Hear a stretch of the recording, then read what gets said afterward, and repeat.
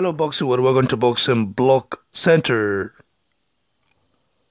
According to Joseph Parker, the former WBO king of the world before getting dethroned by the current unified heavyweight king of the whole universe, he believes that Dillian the Body Snatcher Whyte hits way harder than Anthony Joshua, saying that he got dropped by Dillian Whyte, but didn't get dropped by Anthony Joshua. He said, well, Dillian Whyte, when they both fought, they engaged, and Dillian Whyte dropped him. So Dillian Whyte's left hook was very devastating, and he believed that Dillian Whyte's fight was the better fight, which is very logical, So I cannot really doubt that. I think Joseph Parker is speaking out of emotions because we all know what happened in the AJ fight. We all know Joshua didn't want to engage or maybe knock Joseph Parker out. He could have done it, and he would have done it if he wanted to. But he didn't want to do that because he wanted to show the boxing fans. A lot of people always say that, well, Joshua is a one-trick pony, a guy stiff and doesn't move his head, don't know how to box, don't know how to control someone from range, don't know how to use his footwork. A lot of people say shit about Joshua. And at that point, Joshua thought about, okay, let me show these guys that I can box as much as I can punch. So Joshua went into that Joseph Parker fight to prove something. And a lot of that things are being underrated, but soon they will find out when Joshua fights Jared Miller. I know Joshua is going to box against Miller, and then when the chance comes, he will knock him the spark out. Or maybe Joshua can just go in there as well and just prove to the world what he's capable of. A lot of people are not giving Jared Miller any chance to beat Joshua. I'm not one of them. I think Miller is dangerous, not to the extent of knocking Joshua out, but is dangerous because he has a very good engine. And although his chin hasn't been really tested yet, but I think he's a guy who's going to have to prove something. We all know Miller hasn't really fought a tough competitor before, But I think against Joshua, he's going to want to prove something. But Joshua's hunger, he is going to overpower Jared Miller's one. And Joshua's spirit, the spirit that it brings along, the lion spirit, the African spirit that it brings along, the Nigerian spirit that it brings along is going to be very, very serious and devastating. And very, very active as well. So, Joseph Parker saying that, well, he believes that Dillian Whyte hits harder than Joshua is coming from a point of maybe jealousy, you can say. Is Joseph Parker jealous of Joshua? I don't really think so, but I think there's a little bit of enviness there, A little bit of envy. Like, let's say, for example, remember during the Parker Joshua fight, before the fight, the trash talk coming from Parker saying that Joshua is the king of steroids. We don't forget that. We all know, as a boxing man, we've got to really keep record of all those things this fighter say about Joshua. When it comes to Joshua, a lot of people always have opinion. But one thing I must tell Joseph Parker is that if he manages to make Joshua again in the ring, Joshua is not going to take it lightly like the last time he did.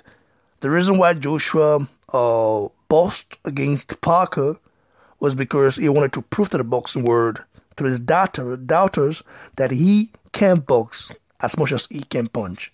Because a lot of people thought Joshua is just a big puncher and nothing more. But against Parker, he showed a very different side of it.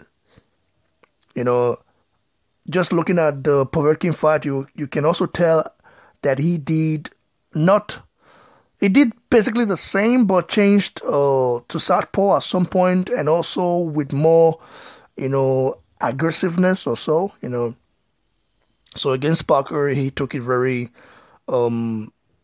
slow and took it soft. Didn't want to go too hard, too aggressive on Parker, because he just wanted to show the world that he's a very good boxer as well, which we now know he is, because he can box as much as he can punch. So, is this just a slick little diss to Joshua? I don't know, but I think Parker has a little bit of envy, for Joshua. And I think all fighters does, because looking at Joshua, you see this guy, the platform, that he fights on, the recognition that he receives everywhere he goes, the commercial power that he possesses. A lot of fighters can't possess such powers. Other than Floyd Mayweather, who is retired, who else can do that other than, let's say, for example, Canelo? Yeah, Canelo is the first or second. But Joshua is a worldwide known star, It's not just known in America. He's a worldwide known star. So, let's say, other than Canelo and Joshua, who else does that? Who else has such commercial power? Who else? I guess no one. What are you gonna say? Like guys like Ajaba will come up, but I don't think Ajaba will become a social, commercial powerhouse like Joshua, because Ajaba is with the wrong people. I'm just saying the truth. The wrong people at the wrong time. He should be right now with Eddie Hearn, but I think he likes Heyman, he likes Shelley Winkle, he likes Richard Schaefer, all those guys. Well, that's his choice. At some point, he's going to regret it. He thinks America is the heaven on earth. I don't think so. I've got families who are born in America. I don't see anything really special about America. But I know America is an influential country, but I don't think it's the heaven on earth, because I've been to so many places, around the globe. So, and I think America is just like other countries around the world, other than being big and influential. But there are influence everywhere. Right now in boxing, if you want to become a huge star and you want to be very active in your boxing career, you've got to sign with the right people. I'm not saying Heyman is not the right person, because Heyman is definitely one of the godfathers of boxing, but Eddie Hearn is the one making the moves now internationally. I'm not talking about only America or the UK. Internationally, Eddie Hearn is making moves. Here in Germany, Eddie Hearn is being respected, and getting the recognition that he deserves. Eddie Hearn in Italy is trying to move into the market as well.